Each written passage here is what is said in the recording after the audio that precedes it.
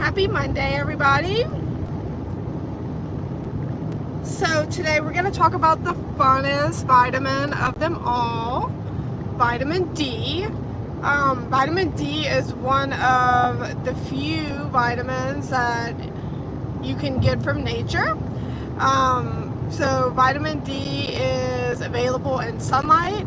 So that's why it is so important to go outside and get sun, so you can have adequate vitamin D stores, because vitamin D is very, very important. As you can tell, this weekend has been spooky season fun at I Dream of Hoops. We have a bunch of fall color hoops, a bunch of oranges, teals, browns, blacks, navy. So spooky season is always a big deal for the hooping community. It just adds a little whimsical factor to some of our hoop videos, which is really fun. I did a Halloween hoop video last year, and what I did was I attached a bunch of balloons to my hula hoop and tried to make it look like a witch's potion. The video came out pretty cool, so that's my page if you'd like to check that out. But I was definitely busy this weekend working on all these hoops. I've been getting a ton of taped hoops, which is a blessing. That means we have some new guys joining the community, so that's always exciting. I've been hooping for a long time, and the community just seems to keep growing. That's why making hoops is so important to me, because I know a lot of people stick with it that wouldn't normally find a workout or fitness routine. So just that in itself is such a blessing for so many people. So yes, vitamin D, okay? We have gone over all of the other vitamins. If that's something that you're interested in learning, we're trying to just get back to the basics. Life has gotten so complicated and haywire that it's hard to know what's important and what isn't anymore, and where to find the good information with endless information at our fingertips. So today we're going to go over vitamin D. We also went over all the major nutrients like protein, carbohydrates, and fat. If that's something you're interested in, you can go check it out on my page. And then if you're looking to change your diet, we're trying to give you guys the information to and then give you a tool like working out, whether it be with my hoops or something that you enjoy doing at home, or even going to the gym every day. More power to you. So we're just trying to, like I said, really get a hold of our lives and figure out where the deficiencies are in our diet and where our problems are, so we can fix them and move on and call it a day, okay? So vitamin D is often called the sunshine vitamin. So it's definitely my favorite vitamin. I go outside and try to sun at least a couple times a week. I do work indoors. I will be painting the back of my house. I'm having a little trouble picking out my paint. It's very complicated, more than you would think. So I got the right color. I got the correct paint that was on my house originally, but then I look at the paint can and it says, "Do not recommend on vinyl." And that's what I just changed part of my house to, so I was like, okay. But hopefully I'll still be able to get that done this week. If anyone has any painting advice, I did ask AI about it, and it said that darker colors tend to have problems because of the direct heat. It absorbs more heat. So my color is a lighter color, so I'm thinking if I prime the house with a safe vinyl paint and then paint over that I should be okay. But if you guys have any, please know, because I am struggling in that department. Okay, and so vitamin D is fat soluble. Vitamins A, D, E, and K are fat soluble, so that means that it is stored in the fat cells. So they can be potentially toxic because the water soluble vitamins, for instance, you'll just pee them out if you take in excess. Where fat soluble, it is stored in your fat, so it might cause toxicity issues. Vitamin D is usually not one to be worried about, because we do usually have low vitamin D stores. So it's not something I'd really put on, you know, your bingo card. You should be okay in that department. It controls numerous bodily functions, and there are two types. Vitamin D exists in two main forms, D2 and D3. D2 is going to be the plant source of vitamin D, and then D3 will be from animal sources and from sunlight. Animal sources tend to always be more complete. Both can be converted into the active form of vitamin D, calcitrol.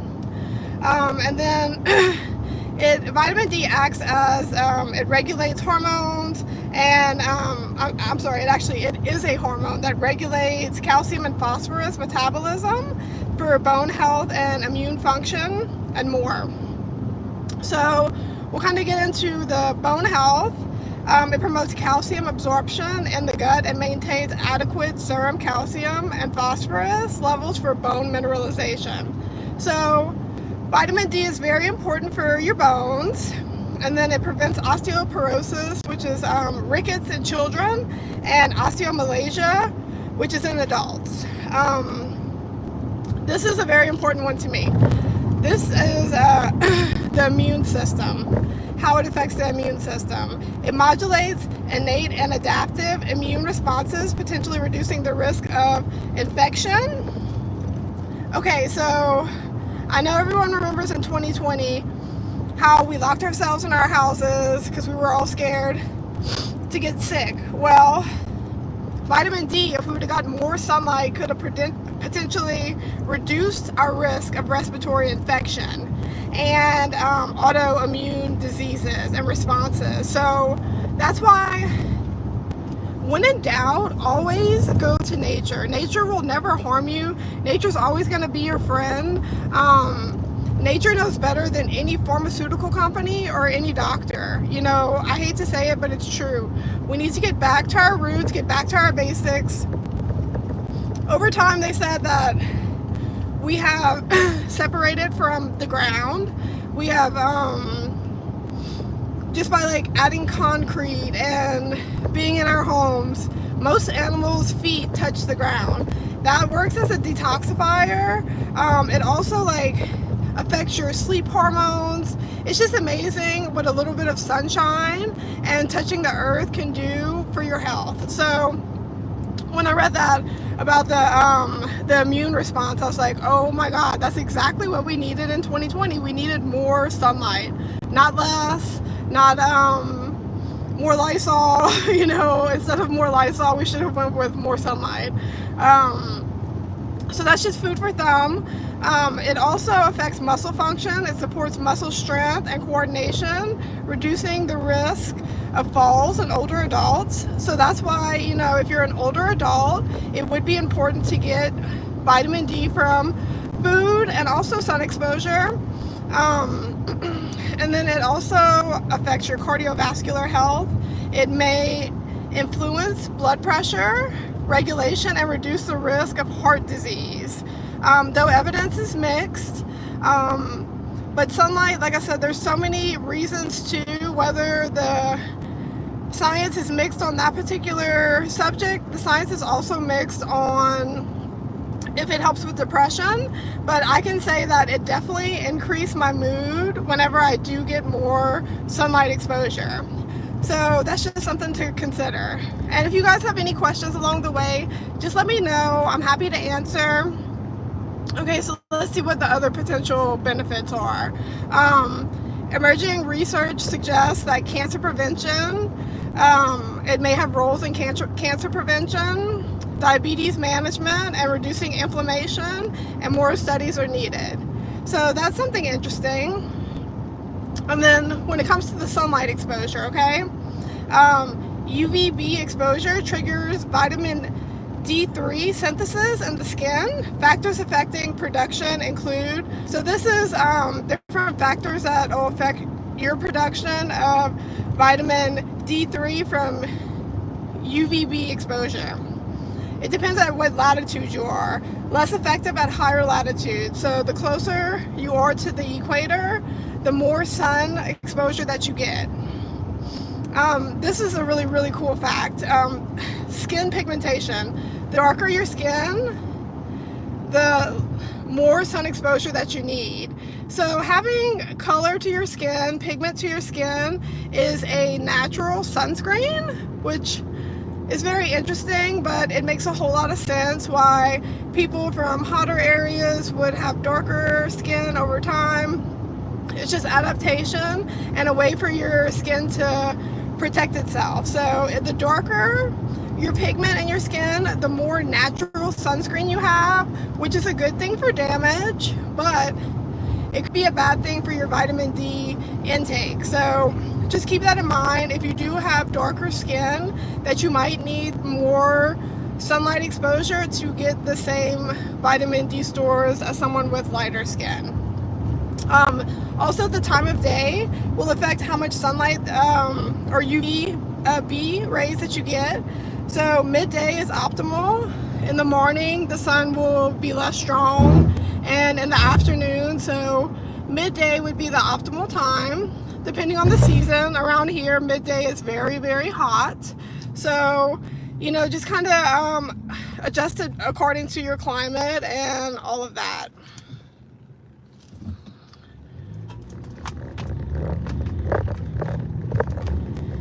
Okay, let's see what else I have for you guys. So just on average, 10 to 30 minutes of midday sun exposure several times a week is often sufficient for light-skinned individuals. Dark-skinned individuals may need more. And that's just what we just covered, so just keep that in mind.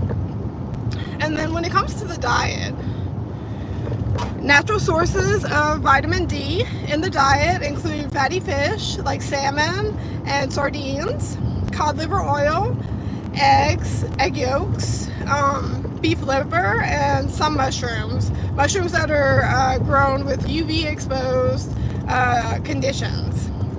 Fortified milk. So a lot of our milks and juices and things are fortified, so we can get vitamins that are lacking in our diet naturally.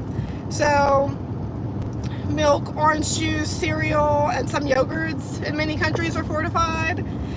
Supplements like D3 supplements are more effective in raising blood levels of vitamin D2, though both are used. Supplements can be available in capsules, drops, and gummies. And then recommended intake for vitamin D for an infant is 400 to 1,000 IUs, and then for children that's going to be 600 to 800 IUs, and then for adults it will be 800 to 1,000 IUs. And that's just a general guideline. Usually people don't need to supplement vitamin D whenever you do have adequate sunlight exposure. So it's just something to consider if maybe you're not getting a whole lot of sun exposure to get your vitamin D through supplements. You always want to consult with your doctor if that's something that a route that you decide to go. And then there are deficiency issues, and that's if you don't have enough vitamin D. It's more common in northern latitudes, like the winter months, along with those with limited sun exposure, like people who work indoors, elderly, and veiled individuals. Causes is inadequate sun exposure and dietary intake. Malabsorption disorders like celiac disease and Crohn's disease, and then obesity. Vitamin D is sequestered in fat tissue. Like we said, vitamin D is fat soluble, so it could get taken in by the fat cells and not be able to be used adequately, and that can cause deficiencies. Kidney and liver dysfunction can also cause deficiencies, so if you do have any kidney or liver issues, that is something to consult with your doctor about, or maybe just work on getting more sunlight if you do have weaknesses in that department. And then symptoms for Deficiencies will be rickets in children, soft deformed bones, and then osteomalacia in adults, which will be bone pain or muscle weakness. And increased risk of fracture, which makes sense because it'll weaken your bones, and increased fatigue and non-specific aches. So if you're having any of those problems, it could be from lack of vitamin D. So go get your little self in the sun and see if you see any improvements. I've been sharing with you guys my journey. I've been trying to get off of as many chemicals as possible. It's not easy to avoid, but it's something that we can try to, give the old college try and try to do the best that we can. Well, with my dietary changes and reducing chemicals, like I'm using a non-fluorinated toothpaste, my vision has improved. I'm not sure exactly where the vision improvement has come from, but I know it is related to my changes, which is like mind-blowing. It's like my vision has improved by eliminating toxic products out of my life. Like, we are literally poisoning ourselves every day and we don't even know it. So that's why we're going over this basic information, and that's why it's so important, so you can maybe identify something that is causing you to have a weak spot, whether it's your vision or your fatigue. Like, there's so many small little changes that we can make to make ourselves feel better. So that's just, my little inspo of the day, is that I've struggled with my vision my whole life, and now all of a sudden I can read a clock in my house that I have not been able to read for 5 years. Just poof, all of a sudden. It's definitely from lack of chemicals, less toxicity to the brain. I know that much. I just don't know from what change it has happened. So that's why these small changes are so important. And that's why getting back to the basics is so important. So that's why I'm trying to give you guys this information. So like with a little change, like a small workout routine, 15 minutes a day, to getting 15 minutes of sun, that's 30 minutes of self-care, can totally change your life. So just always keep your mind open to information. Go back to old information and use your better judgment and figure out what works for you, what's the smart things to do, and like I said, where you might be deficient or lacking, because a lot of times we just don't know. Like I said, for instance, in 2020, if we would have always get sunlight, we would have been a lot more immune to what was being spread around, because medicine is not the answer. In some cases it can be, yes, but for the most part, all the medicine does is just put a cap on the issue. It doesn't fix anything. Like, yes, like if you get a cream for an infected sore, that can help improve and fix the problem. But if your doctor is giving you a medication for you to take every single day, all it is doing is masking the symptoms. And what is causing it? Like, what is the root cause? That is the most important question that no one ever asks. It's always about easy solutions, simple solutions, what we learned in school, which now we're all starting to question, the higher up powers, and it's like, use your better judgment, do what's right for you. If something doesn't feel right, it's probably for a reason. If you're taking a medication, write down the pros, the cons. What is this improving? What is this causing? Is the doctor giving me another medication to fix the problem from a prior medication? That's why, honestly, I think so many old people are on 10 plus medications, because it's like, oh, we're going to give you this for this. Oh, well, now you're holding fluid, so let me give you this fluid pill. Oh, well, the fluid pill has made you dehydrated, so you're this. Like, that's literally what the medical field does. And no shit on the medical field. A lot of them just have bad information, but we need to get back, like I said, to the basics: nutrition, exercise, and self-care. It doesn't take a lot to take care of yourself. You don't have to go and inject a toxic chemical into your face to make you feel healthy and young and beautiful. The best way to make yourself feel beautiful is to make yourself feel good on the inside first. make sure your mental health is good. And all of these things like nutrition and stuff can help prevent aging and reverse aging. So we're just going about things totally wrong, in my opinion. I am almost 40 years old. I have 0 Botox in my face, and I am very proud of that. I want to be an example for young girls that you don't have to follow beauty trends. Just because everybody's doing it doesn't mean that it's safe or okay. I always thought getting older was a blessing. I was always curious about how my face would change and age, and I don't hate my face. And corporate America or the beauty industry will not make me start to overanalyze, micromanage my face like it did for me, for my body, for years and years. I still struggle with body image issues because of corporate America, to be honest with you. I've always felt healthy. I knew my body type was slightly different than everyone else, but the beauty standards for everyone are very discouraging, and it's not something that we should listen to, because all of that is profit, profit, profit, money in everyone's pocket.